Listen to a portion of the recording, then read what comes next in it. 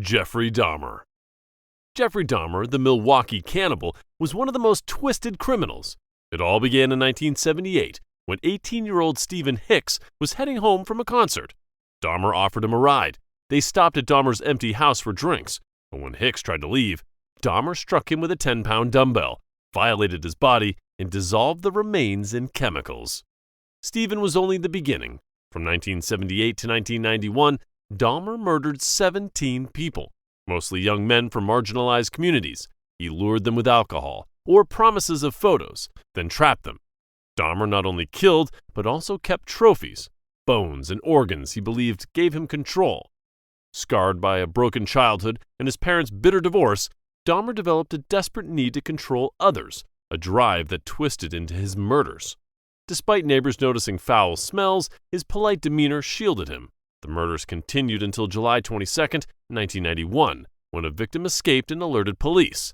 Dahmer was arrested, sentenced to life, and in 1994 was killed by a fellow inmate. And if you think this is horrifying, there are still those even more terrifying out there. John Wayne Gacy. John Wayne Gacy, infamously known as the Killer Clown, was one of the most notorious criminals in American history. He often dressed as a colorful clown, dancing and performing silly antics on the street, his large build and colorful makeup drawing curious onlookers. In 1968, 16-year-old Timothy McCoy missed his bus and accepted John Wayne Gacy's offer of food and shelter for the night. The next morning, Timothy cooked breakfast as thanks. Gacy saw Timothy, who was holding a knife, and walked toward his room. Misinterpreting the gesture as a threat, Gacy panicked, seized the knife, and fatally attacked him. But instead of feeling remorse, Gacy discovered a disturbing thrill in the act of violence. Few could imagine that behind this cheerful facade was a deeply disturbed individual connected to the disappearance of more than 33 people. Gacy's childhood was troubled. He was belittled, mistreated, and lived under gender obsession.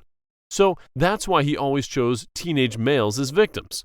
Authorities later discovered that many of his victims were hidden in crawl spaces beneath his home, while others were found in nearby areas. On March 13, 1980, he was convicted and sentenced to death by lethal injection, marking the end of one of America's most chilling criminal cases. Pedro López. Pedro López is known as one of the most infamous criminals in Colombia, carrying the chilling nickname, the Monster of the Andes. He was accused of targeting more than 300 victims across Colombia, Peru, and Ecuador, a scale that shocked an entire continent. His childhood was marked by hardship and abuse, and López often blamed his mother for pushing him toward a path of anger and resentment. This deep hatred shaped his view of women and fueled his desire for revenge. Disguised as a friendly traveler, he gained the trust of unsuspecting children before leading them away, only for tragedy to follow. He buried many of them in shallow graves, returning again and again to repeat his crimes. The numbers kept climbing until April 1980, when a flood uncovered the remains of 4 young girls. Investigators noticed the identical manner of their deaths, which led them to López. Once arrested, he guided police to a burial site containing 59 victims, most between the ages of 9 and 12. Interpol later issued a warrant for López in connection with another case in 2002. But since his release, he has completely vanished. No one knows where he is or whether he ever stopped.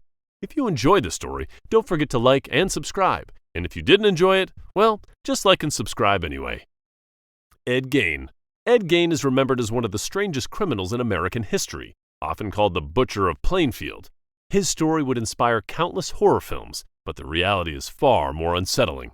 On November 16, 1957, hardware store owner Bernice Warden of Plainfield, Wisconsin, suddenly vanished. A local resident reported seeing her truck being driven away from behind the building at around 9:30 a.m.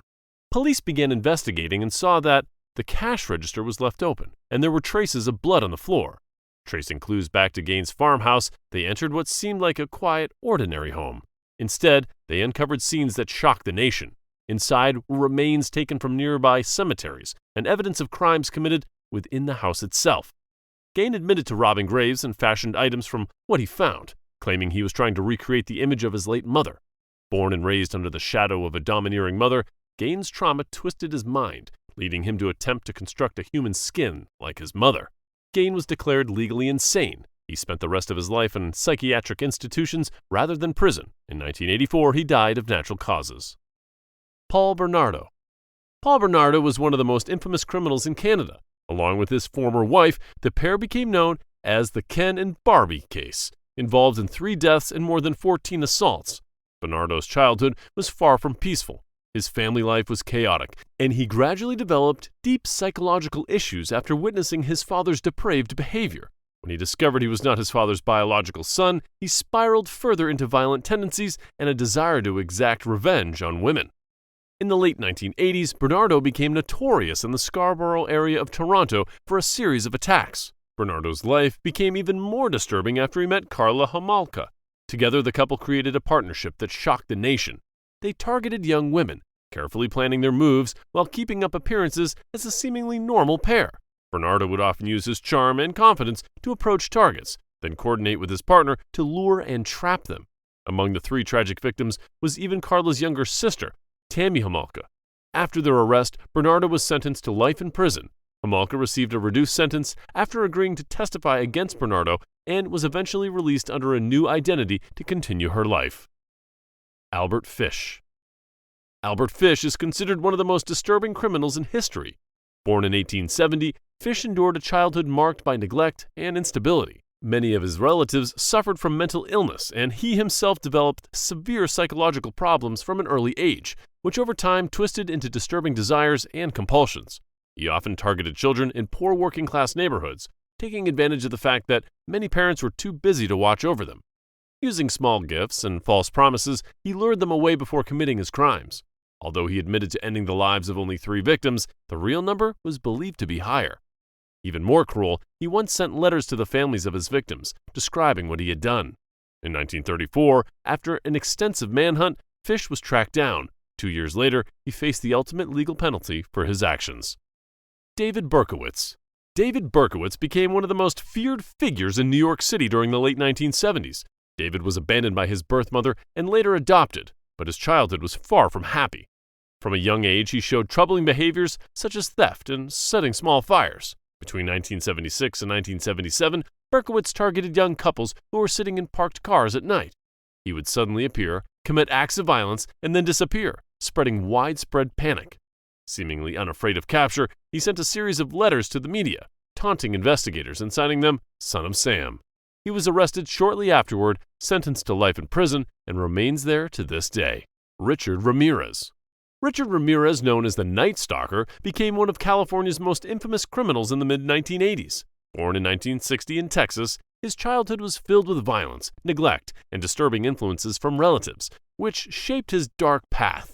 By the mid-1980s, Los Angeles was gripped by a series of brutal home invasions linked to Ramirez. He targeted random households, then at night he would break in and attack them.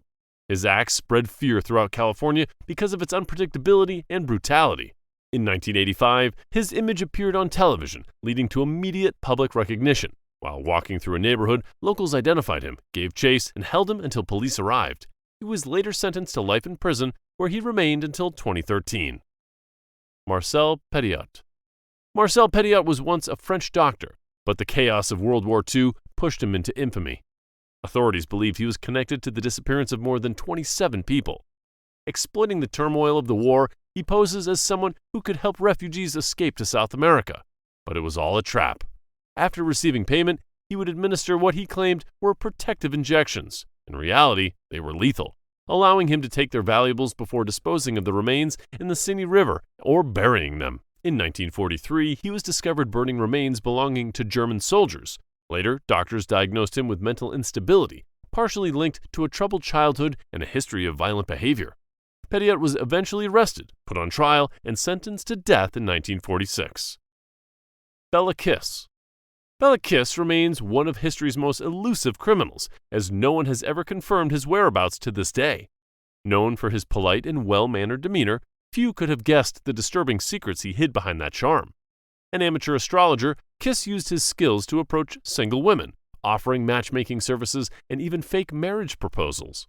Once he gained their trust, he ended their lives and hid the remains inside large metal barrels. Before authorities uncovered his actions, Kiss was drafted into the military. When the clues finally led police to him, they launched an immediate search, but he had already vanished. Dorothea Puente. Dorothea Puente, a seemingly kind elderly woman running a boarding house in Sacramento, California, hid a much darker truth. She welcomed elderly and disabled tenants, promising them care and comfort. In reality, she secretly took over their benefit checks while they mysteriously disappeared. Suspicion grew when one tenant vanished and police began searching her property.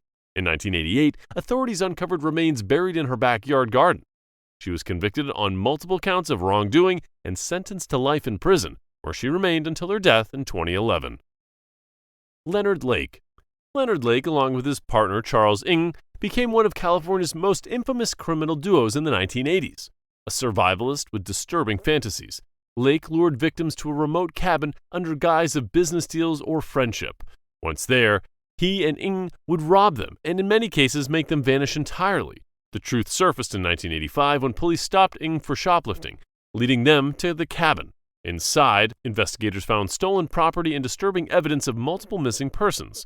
Lake was taken into custody but ended his own life before trial. What topic would you like to see next? Like and subscribe so you don't miss it.